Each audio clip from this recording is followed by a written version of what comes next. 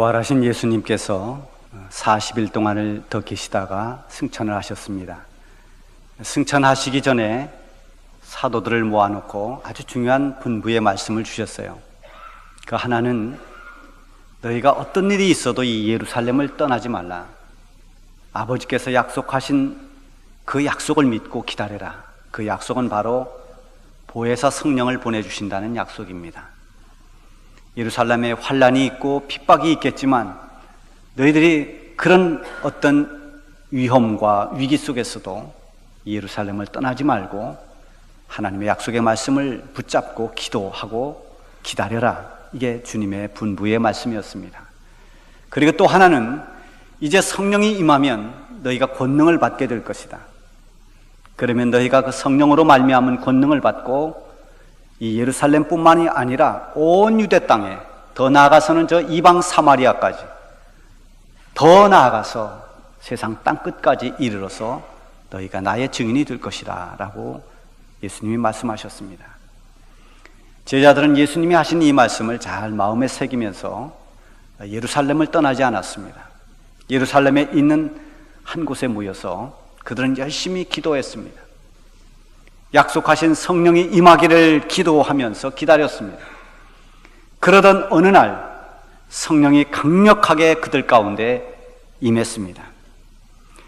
이 성령이 임하면서 그들은 다 가슴이 뜨거워졌습니다.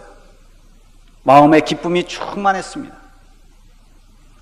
사도행전 1장 4절에 보면은 그들이 다 성령의 충만함을 받고 성령이 말하게 하심을 따라 다른 언어들로 말하기를 시작하니라.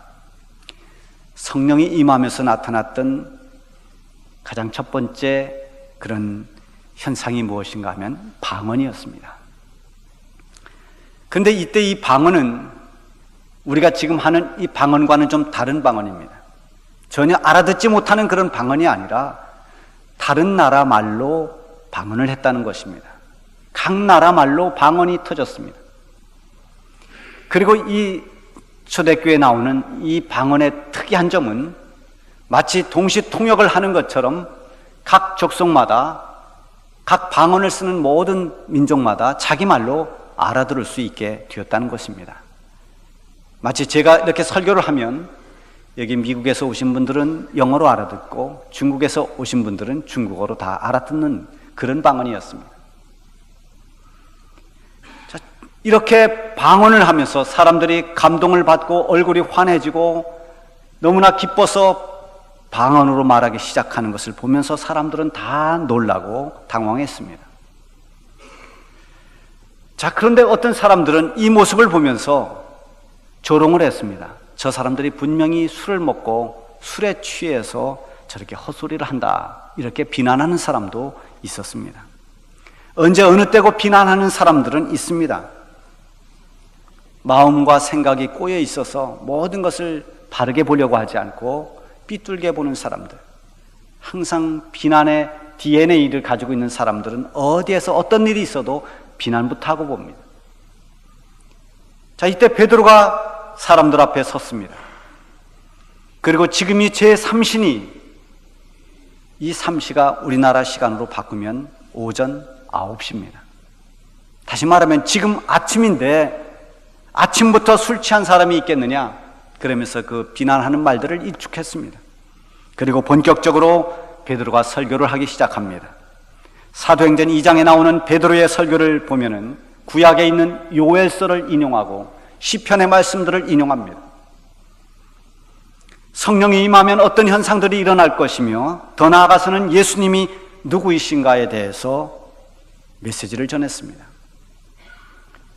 베드로의 설교는 이렇게 끝을 맺습니다. 36절에 보면 그런즉 이스라엘 온 집은 확실히 알지니 너희가 십자가에 못 박은 이 예수를 하나님이 주와 그리스도가 되게 하셨느니라. 말씀을 근거로 한 명확한 메시지, 예수님이 주와 그리스도 되심에 대해서 핵심을 찔러주는 이 베드로의 설교는 정말 그가 갈릴리 어부 출신인가를 의심하게 합니다. 성령을 받기 전에 베드로는 열정은 있었지만 감정의 기복이 심했습니다. 그리고 무언가 불안했습니다. 성령을 받고 난 이 베드로는 이제 정말 사도로서의 역할을 충실하게 잘 해내고 있습니다. 베드로의 설교에 대한 반응이 37절에 나옵니다. 그들이 이 말을 듣고 마음에 찔려 베드로와 다른 사도들에게 물어 이르되 우리가 어찌할꼬 하거늘. 베드로의 설교를 들은 사람들이 반응이 일어났습니다. 마음에 찔림을 받았다는 것입니다. 이것은 아주 지극히 당연한 일입니다.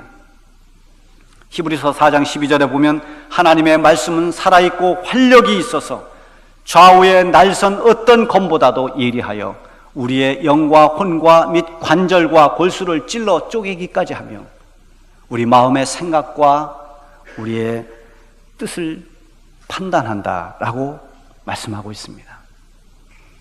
하나님의 말씀은 살아있는 말씀입니다. 생명력이 있습니다. 그래서 때로는 우리의 마음을 찌르기도 하고 또 지쳐있는 영혼을 다시 회복시켜 주기도 합니다. 각 사람에 따라서 여러 가지 반응을 일으키게 합니다. 우리 교회 구역 모임 공과는 바로 주일날 설교한 이 설교 말씀이 구역 공과입니다. 말씀을 들은 우리 성도들이 여러 가지 받았던 은혜가 다양할 것입니다. 반응이 여러 가지입니다. 어떤 사람은 말씀을 들으면서 새 힘을 얻은 사람이 있습니다. 어떤 사람은 말씀을 들으면서 정말 가슴을 치며 회개한 사람도 있을 것입니다. 어떤 사람은 잃어버렸던 감사의 눈을 뜨기도 하고 어떤 사람은 다시 한번 새로운 결단을 하기도 합니다. 이런 다양한 은혜를 받은 우리 성도들이 구역 식구들이 모여서 함께 주일날 설교를 통해서 받았던 은혜를 나눌 때 그 은혜가 다양한 은혜들을 함께 공유할 수 있고 함께 나눌 수가 있습니다. 한번 듣고 흘려보내지 않고 그 말씀을 서로 나누면서 말씀을 다시 한번 생각하고 묵상하고 실천할 수 있게 됩니다. 주일 설교가 한 주간의 말씀으로 살아 역사하고 들었던 말씀을 적용하며 살 수 있는 큰 유익을 얻을 수가 있습니다. 여러분 아직도 구역예배 참석하지 못하는 성도가 있다면 다 참석해서 같이 은혜를 나누시기를 바랍니다. 말씀을 들으면 반응이 있어야 됩니다. 말씀은 귀를 즐겁게 하거나 지식을 쌓기 위해서 전하는 것이 아닙니다. 말씀은 삶의 변화를 위해서 전하는 것입니다. 말씀을 듣고 행해야 된다라고 하는 것입니다. 야고보서 1장 22절에 보면 너희는 말씀을 행하는 자가 되고 듣기만 하고 속이는 자가 되지 말라.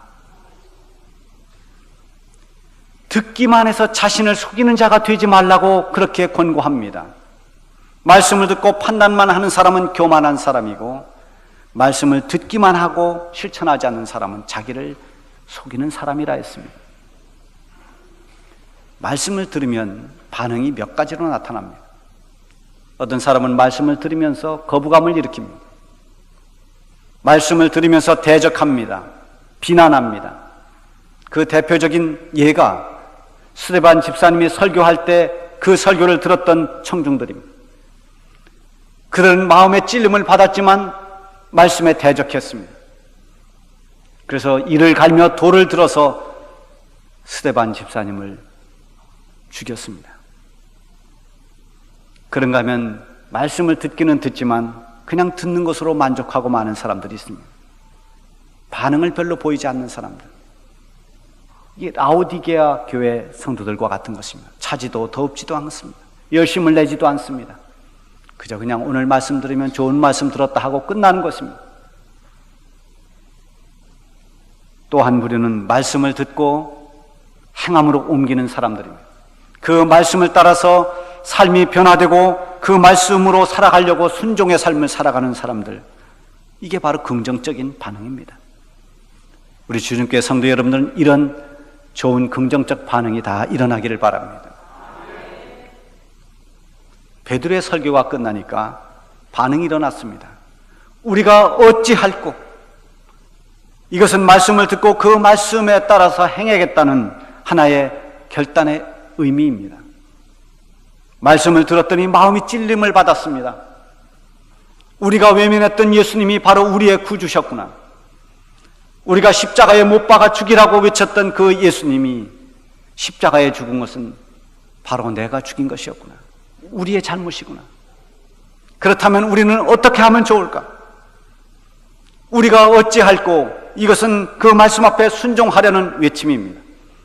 어찌할꼬 하는 것은 영적 변화의 출발입니다. 여기서부터 변화가 일어나기 시작하는 것입니다. 베드로는 즉시 대답했습니다. 너희가 회개하여 각각 예수 그리스도의 이름으로 세례를 받고 죄 사함을 받으라. 그리하면 성령의 선물을 받으리니. 회개와 세례와 죄 사함 다 연결되어 있는 것입니다. 자신의 죄를 깨닫고 죄의 길에서 돌아서는 것이 회개입니다. 회개는 먼저 자기가 죄인이라는 것을 먼저 깨달아야 됩니다. 죄인이라는 것을 시인해야 됩니다. 그리고 거기서 돌아서 방향을 바꾸는 것, 이게 진정한 회개입니다. 회개하고 세례를 받았다는 것은 죄 사함을 받았다는 의미입니다. 세례는 바로 나의 죄가 씻김을 받고 새로워졌다는 하나의 의식입니다. 죄인인 내가 그리스도와 함께 죽고 그리스도와 함께 거듭남을 의미하는 거룩한 예식이 세례입니다. 세례를 받았다라는 것은 나는 죄 사함을 받았다라는 아주 중요한 의식이죠. 회개하고 세례를 받았다는 것은 용서함을 받았다는 것입니다. 죄 사함을 받았다는 말입니다. 이렇게 죄 사함을 받은 사람들에게 임하는 은혜가 성령의 임재라고 하는 것입니다. 성령은 회개하고 하나님께로 마음을 여는 곳에 임합니다. 성령은 하나님의 영이기 때문에 하나님이 역사하시는 것입니다. 그래서 기도하는 곳에, 예배하는 곳에, 하나님을 찬양하는 곳에, 하나님의 말씀을 듣는 곳에 성령이 역사하는 것입니다. 그 대상은 누구라도 상관이 없습니다. 100명의 군대를 지휘하는 군대 장교 백부장 고넬료라고 하는 사람이 있었습니다. 이 사람은 유대 사람이 아니라 이방 사람입니다. 이방 사람임에도 불구하고 사람은 하나님을 경외하는 사람이었습니다. 뿐만 아니라 하나님 앞에 늘 기도하는 사람이었습니다. 어떻게 이방 사람이 그렇게 하나님을 경외하고 하나님께 기도하는 기도의 사람이 되었는지 알 수가 없습니다. 이 고넬료가 어느 날 기도하는데 환상을 봅니다. 환상 가운데 하나님의 사자가 나타나서 너는 저 요바에 있는 시몬 베드로를 청하라고 그렇게 알려줍니다. 그래서 고넬료는 자기의 신뢰가 되는 부하를 시켜서 요바에 가서 베드로를 모셔오도록 합니다. 베드로도 역시 기도하다가 환상 가운데 고넬료가 자신을 초청할 것이라는 것을 알게 되었습니다. 이렇게 해서 두 사람이 만나게 됩니다. 서로 알지 못하는 이 두 사람이 만나는데 이 백부장 고넬료가 얼마나 겸손하고 하나님을 사모하는 사람인지 베드로가 그 집에 갔을 때 그 집 문 앞에서부터 그의 모습을 통해서 그가 얼마나 겸손한 사람임을 알았습니다. 그는 가까운 친척과 자기의 친구들 다 불러 모아놓고 베드로로부터 말씀을 들을 준비를 하고 있었습니다. 베드로가 올 때 그는 지휘관이었지만 백부장이었지만 베드로 앞에 엎드려 절을 했습니다. 베드로가 깜짝 놀라서 그를 일으킵니다. 이렇게 겸손한 고넬료, 하나님의 말씀을 듣기 위해서 사모하는 마음으로 친구들까지 다 불러 모아놓고 있는 이 모습을 보면서 베드로가 얼마나 감동을 받았겠습니까? 우리 성도들 가정을 신방하는 대신방을 해보면 정말 사모하는 마음으로 신방을 준비하는지 안 하는지를 어느 정도 이렇게 알 수가 있습니다. 그래서 다 신방 받을 준비를 미리미리 하고 기도하고 준비하고 이것저것 해서 오늘 주실 말씀과 이 예배를 통해서 주실 은혜를 사모하는 그런 것들이 설명하지 않아도 여러 가지를 통해서 보여집니다. 아마 베드로가 이 고넬료의 집에 갔을 때 고넬료가 정말 사모한다는 것을 알았을 것입니다. 고넬료의 집에 모여있던 모든 사람 앞에서 베드로가 말씀을 전하기 시작합니다. 그런데 그때 성령이 임했습니다. 사도행전 10장 44절에 보면 베드로가 이 말을 할 때 성령이 말씀 듣는 모든 사람에게 내려오신, 성령이 임하면서 말씀을 듣던 그 이방 사람들이 하나님을 찬양하고 하나님께 영광을 돌리고 방언을 합니다. 야, 이방 사람들도 이렇게 성령의 능력을 힘입는구나. 후에 베드로가 예루살렘에서 보고를 할 때 이 고넬료의 가정에서 있었던 일을 보고합니다. 내가 그 집에서 말씀을 전할 때 처음부터 성령이 임하기 시작했노라고. 그런데 그 성령이 임할 때 우리가 처음 오순절 성령이 임할 때 경험했던 그 경험을 거기서도 했노라고 그렇게 말합니다. 오순절 성령 강림 이후에 성령의 임재와 성령의 역사는 하나님을 사모하고 하나님을 목말라 하는 모든 사람들에게 어디든지 누구에게든지 임하는 것입니다. 성령은 하나님의 영입니다. 성령의 임재 없이 영적인 변화가 일어나지 않습니다. 성령이 임할 때 그때 진정한 회개가 일어나고 그때 순종하는 믿음의 역사가 일어나는 것입니다. 베드로가 설교할 때 성령은 이미 임하고 있었습니다. 사람들이 마음의 찔림을 받으면서 성령의 터치를 받고 우리가 어찌할꼬 외칠 뿐만 아니라 베드로의 말대로 그들은 다 순종하며 세례를 받습니다. 41절에 보면 그 말을 받은 사람들은 세례를 받으며 이날에 신도의 수가 3,000이나 더하더라. 어마어마한 역사입니다. 이게 사람의 말재주나 사람의 능력이나 사람의 수단을 가지고 이룰 수 있는 일이 아닙니다. 어떻게 하루에 3,000명이 되는 사람들이 세례를 받고 회개하고 신도가 됩니까? 성령을 통해서 일어난 하나님의 역사인 것입니다. 그들은 세례를 받고 그리스도인이 됐을 뿐만 아니라 성령을 통해서 그들의 삶이 변화되었습니다. 42절에 보면 그들이 사도의 가르침을 받아 서로 교제하고 떡을 떼며 오로지 기도하기를 힘쓰니라. 예수님을 십자가에 못 박으라고 소리치던 그 사람들이 지금은 예수 그리스도의 진리를 알기 위해서 사도들에게 가르침을 받습니다. 말씀으로 은혜 받고 성령이 임하니까 그들은 복음에 대해서 더 귀를 기울이고 하나님 말씀을 배우려는 마음으로 가득 찼습니다. 서로 성도들 간에 아름다운 교제가 이루어졌습니다. 서로 떡을 떼며 위로와 격려를 하고 서로 영적인 도움을 주었습니다. 무엇보다도 그들은 이제 기도의 사람들이 되었습니다. 기도하는 일에 전혀 힘을 썼습니다. 이렇게 기도에 전력하는 것은 하나님의 전능하심과 응답하시는 하나님을 믿고 의지하기 때문입니다. 이런 변화들이 일어났습니다. 성령으로 말미암은 변화를 받아야 하나님의 위대한 사람이 될 수 있습니다. 초대교회 처음으로 안수집사 7을 뽑을 때 그 기준은 성령과 지혜가 충만해서 사람들에게 칭찬받는 그런 사람이라고 했습니다. 하나님의 일꾼은 성령의 능력을 받고 성령의 인도하심을 받아야 됩니다.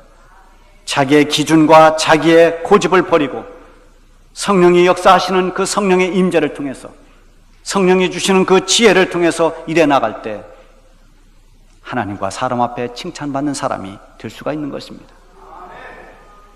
지금도 성령의 역사는 계속되고 있습니다. 성령을 받은 사람은 영적인 반응이 일어납니다. 삶의 변화가 일어나고 하나님의 영광이 드러납니다. 여러분, 우리 교회 예배 시간에도 성령의 임재와 능력이 나타남을 여러분이 믿습니까? 그렇습니다. 우리가 마음을 다해 예배 드릴 때, 마음의 문을 활짝 열고 말씀을 들을 때 성령으로 말미암은 놀라운 일들이 일어나게 될 것입니다. 오늘은 성령 강림 주일입니다. 그 옛날 오순절 다락방에 임했던 성령의 능력이 우리 주중재단에 바로 이 자리에 강한 바람처럼 불처럼 그렇게 임해서 선포되는 말씀 앞에 강한 반응과 변화가 일어날 수 있기를 바랍니다. 이곳에서 예배 드릴 때마다 어찌할꼬 하며 회개하는 회개의 역사가 일어나고 모든 어둠의 세력과 마귀의 세력들이 떠나가고 질병이 고침을 받고 영혼이 새롭게 되어 거듭나는 구원의 역사가 놀랍게 일어날 수 있기를 바랍니다.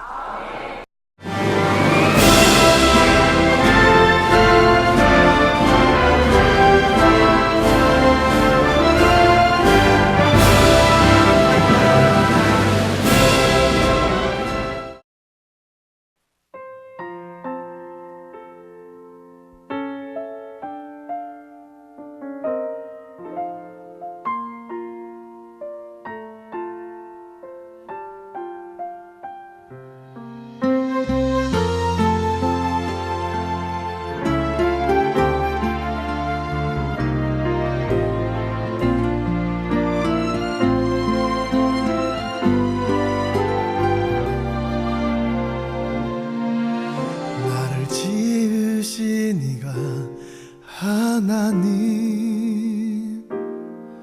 나를 부르시니가 하나님,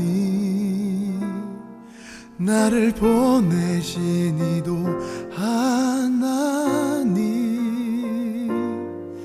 나의 나 된 것은 다 하나님 은혜라. 나의 달려갈 길 다 가도록,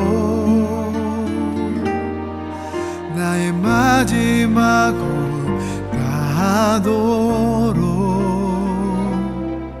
나로 그 십자가 품게 하시니, 나의 나 된 것은 다 하나님 은혜라. 한량없는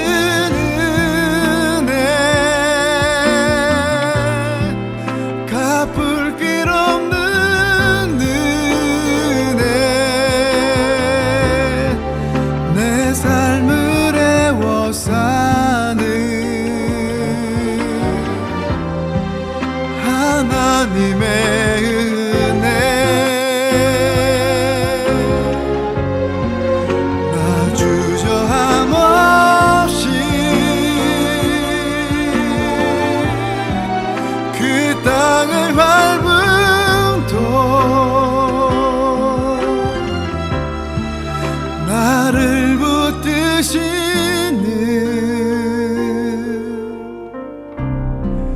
하나님의 은혜.